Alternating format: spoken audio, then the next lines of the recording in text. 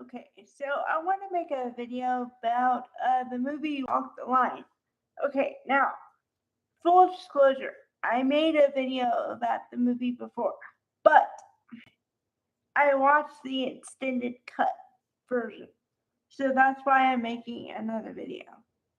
Okay, plus, I like to revisit some things sometimes and see if any of my opinions have changed or like I notice other things because with movies that I like, I tend to watch them a lot, but also I find that I notice different things different times when I watch. Because okay, say the first time I watch it, I just watch it to see what's in it. The second time I watch it, I notice oh, the music or whatever.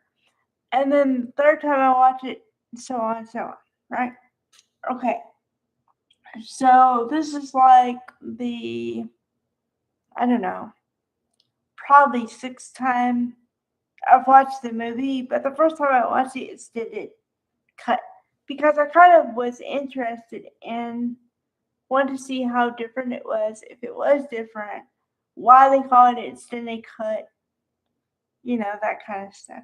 So, um, I kind of noticed the scenes were a little bit longer than the other one. But not that long. It wasn't like crazy, like, oh, this is crazy long. No, I'm just talking about a few minutes. And I really think that the musical performances they had in there were longer in the extended cut than the original one or whatever. So that's the differences I noticed just offhand. Okay. Now I'm gonna also talk about the acting and the music and stuff. So I'm gonna give you a brief overview of everything, as much as I can remember. But I don't plan on making this video that long, so don't worry. Okay. Um. Okay. I'll start with acting first because just in my general life, I've been noticing acting more often than other times because I watch things 5 days a week. So I mean, and I watch it regularly. So you're gonna notice acting patterns or stuff like that. And then also, the music is key because it's a it's a biopic, but it's musically based. So the music is very important. And how realistic is the song in the movie to the actual song? Now, I know Reese Witherspoon. I think she sang in it because okay, she's supposed to be June Carter, and the whole story is basically Johnny Cash's life, including meeting and marrying June Carter, right? Okay, so but before you can start anything, you have to start with the music because that's kind of the genesis of everything in this movie. I mean, if he doesn't like music, then what's he gonna do? And what's funny or ironic is that his brother, I think his brother died in real life also, but they talked about it in the film. And of course, they made it look more graphic and dramatic in the film than I don't know what happened in real life, but they made it look really dramatic because apparently he was supposed to cut wood with his brother, and they were supposed to share the chore. But Johnny Cash wanted to go fishing, so his brother Ray, I believe, um, or yeah, um, said we have a responsibility. We were supposed to cut the whole load of wood, not half.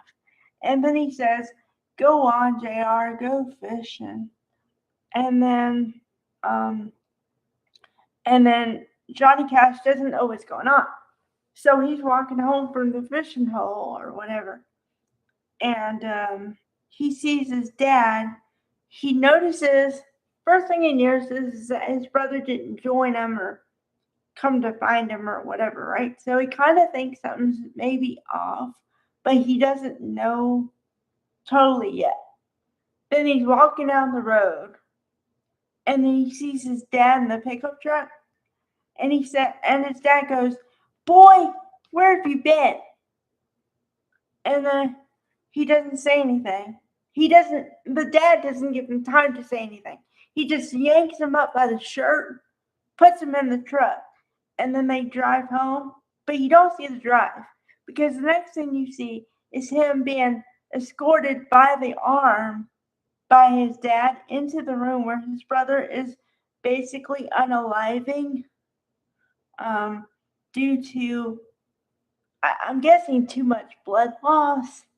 But anyway, so then it's supposed to be a visual representation, obviously, but also a look, see what you did. If you would have done what you're supposed to do, this wouldn't have happened, kind of thing. Then, after that, which that's the whole dramatic moment of the movie, because his brother and him were really close.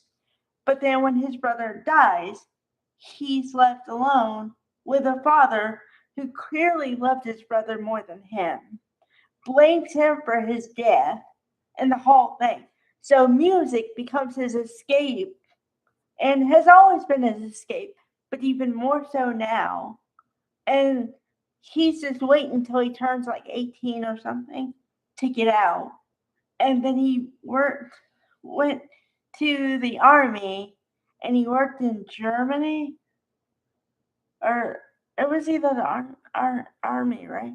Yeah, he went to Germany because his mother was flipping out about what if something happens? What if that? And his dad, with all the emotion of nothing, he goes, "He's going to Germany. Nothing's gonna happen there."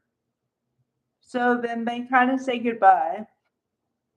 And then he's supposed to do a job, like a teletype thing.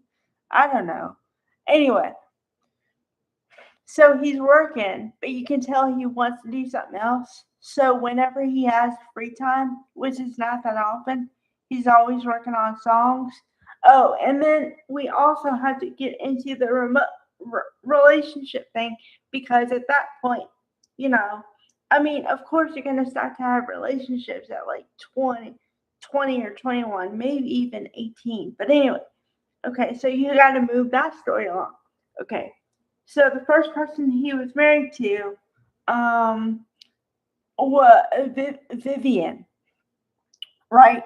Okay, so her dad thinks that she's crazy for being in love with Johnny Cash, and Johnny Cash makes all these promises to her that, as soon as he gets out of the service, he's going to marry her, they're going to have a house, they're going to have the thing, they're going to have, whatever, so that her dad will approve of him, and then whatever. But then life happens, and turns out that the life that they thought they were going to have isn't so great. So then she just wants a partner, meaning someone to be there all the time. And he, meanwhile, has dreams of like being with music, doing music, but everybody thinks he's like kind of crazy because, there's no way you're going to make it music. You need a stable career. And then, so unbeknownst to her, he keeps going with the music because, okay, this video is going to be longer than I thought. But anyway, I got to get deep into this, okay? Okay. So he's supposed to be a salesman of something, but it's not going well because nobody wants whatever he's selling. So kind of on the side, he always has this dream of being in music, but he doesn't think it's going to happen, but he never gives up on it. and he just happens to he sees a bunch of people walking into kind of a hole in the wall music studio, but he doesn't know what it is, right? But then he walks by and then he meets the guy playing Sam Phillips, which, okay, I'm going to get into a little music history here. If you don't know who Sam Phillips is, or was, probably at this point, he was a big record producer back in the day, but that was in the time where they had small labels. So if you wanted your music to be played, you had to be on a label, and the way you get on a label is you audition. So then they show how he met Phillips, and Phillips gave him an audition, and he said, "Okay, I'm not really into the song because everybody plays the same song the same way. If you had one chance, what would you play?" So then he plays that song about Folsom Prison Blues or something. Anyway, and he gets signed because it's new and it's authentic and believable and all this stuff. Okay. So then Vivian is played by Ginnifer Goodwin, who gets jealous of June Carter, played by Reese Witherspoon, because she knows, she can feel that her husband is like attracted to her, or that he wants to be friends, but then more than friends with her. So she becomes jealous and kind of possessive. And that in turn, of course, pushes him away, makes it so that he doesn't want to be with her anymore, doesn't want to be at home, wants somebody who understands his ambition, and we're off to the races. Okay, then June Carter and Johnny Cash become friends for a long time. And you're supposed to believe, although I don't know for sure because I never read the book, that Johnny Cash proposed to June Carter several times, and June Carter always said no.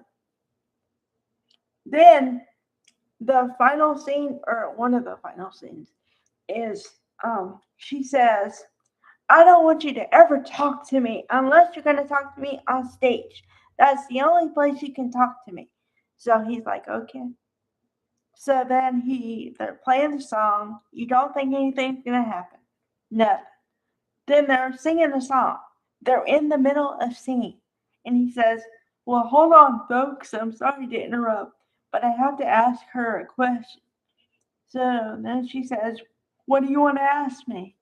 He says, "Will you marry me?" And she's like, "Oh, come on." And he's like, "I'm serious. Will you marry me?" She finally says yes.